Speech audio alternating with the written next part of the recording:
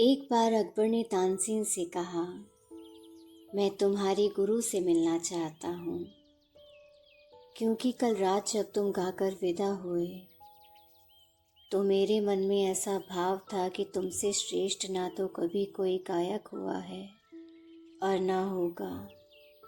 तुम परम हो, तुम आखिरी हो। लेकिन जब मैं यह सोच रहा था तभी मुझे ख्याल आया कि तुमने भी किसी से सीखा होगा, कोई होगा तुम्हारा गुरु। तो मेरे मन में एक जिज्ञासा उठ गई कि कौन जाने तुम्हारा गुरु तुमसे भी आगे हो। इसलिए मैं तुम्हारे गुरु से मिलना चाहूँगा, मैं तुम्हारे गुरु को भी सुनना चाहूँगा। तानसेन ने कहा, यह ज़रा कठिन है। गुरु मेरे हैं और अभी जीवित हैं, सुनना भी हो सकता है लेकिन बड़ी कठिनाई है।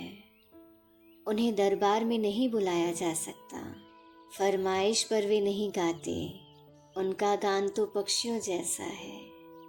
तुम कोयल से कितनी ही प्रार्थना करो कि गाओ, तुम्हारी प्रार्थना की वजह से ही अगर कोयल गा रही होगी तो चुप हो जाएगी। वे जब गाते हैं तभी सुना जा सकता है। अगर आप उनको सुनना चाहते हैं तो हमें स्वयं उनके झोपड़े के पास चलना पड़ेगा, और वह भी छिपकर ही सुना जा सकता है, क्योंकि यदि हम उनके सामने पहुंचेंगे तो वे शायद रुक जाएं। मैं पता लगाऊंगा कि वे कब गाते हैं, क्योंकि जब वो गाएंगे तो हम छिपे रहेंगे। पता चला कि तानसेन के गुरु 3 बजे रात में उठते हैं। वे तो फकीर थे, हरिदास उनका नाम था। यमुना के तट पर उनका झोपड़ा था। अब वहीं वे अपने झोपड़े में गाते हैं, अपनी मस्ती में गाते हैं। वही गीत पक्षियों का है, उस गीत का किसी से कुछ लेना देना नहीं है। अकबर और तानसेन रात 2 बजे जाकर झोपड़े के पास छिप गए।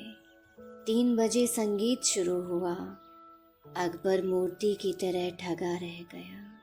आँख से झरझर आंसू की धार लग गई। जब वह वापस लौटा अपने रथ में तो रास्ते भर तानसेन से कुछ न बोल सका। ऐसा भाव विभोर हो गया था, भूल ही गया था तानसेन को। महल में उतरते वक्त उसने इतना ही कहा, अब तक मैं सोचता था कि तेरा कोई मुकाबला नहीं है, और आज मैं सोचता हूँ कि अपने गुरु के सामने तू तो कुछ भी नहीं है। मैं यह पूछना चाहता हूँ कि इतना फर्क क्यों है? तानसेन ने कहा, फर्क भी पूछने की जरूरत है क्या?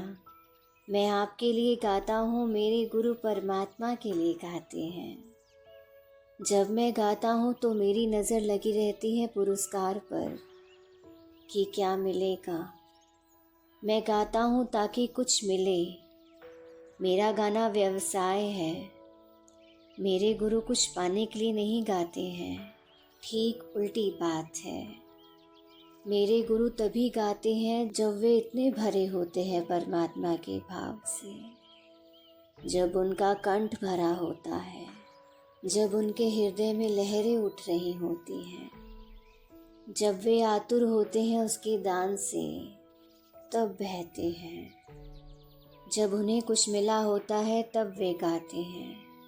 उनका गाना छाया की तरह है कि मिलना पहले है, गीत बाद में है, और मैं गाता हूँ कि मिलना बाद में है। इस प्रकार कर्म फल पर मेरी नज़र लगी रहती है, इसलिए मैं शूद्र हूँ।